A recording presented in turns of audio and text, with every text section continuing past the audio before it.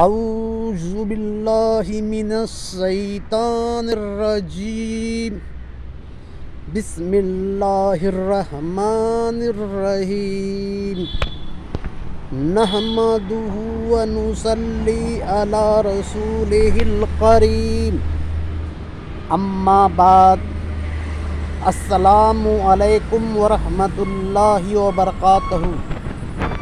دوستو، جب ہم اپنی اولاد کے واسطے رشتہ تلاش کرتے ہیں تو ہم مال و دولت، تعلیم و حسن دیکھتے ہیں، مگر دین نہیں دیکھتے، جبکہ آقا دو جہاں صلی اللہ علیہ وسلم نے فرمایا نکاح میں دین دیکھو۔ دوستو، دین میں سب سے پہلے عقیدہ دیکھنا ضروری ہے۔ اگر آپ نے ویسے سے نکاح کر دیا جس کا عقیدہ درست نہیں تو وہ شادی بھی درست نہیں۔ شادی کے لیے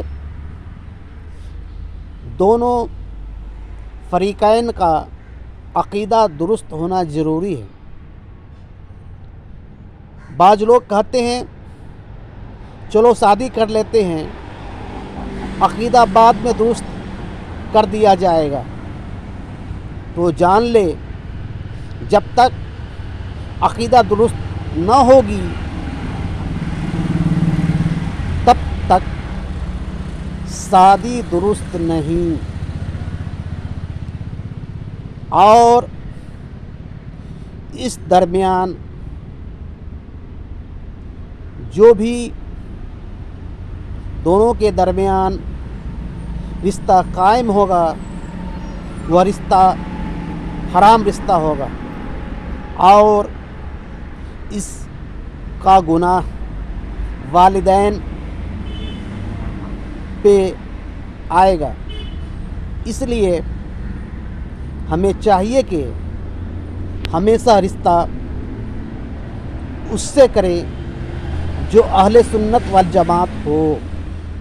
غیر اہل سنت والجماعت سے اہل سنت والجماعت کی شادی درست نہیں۔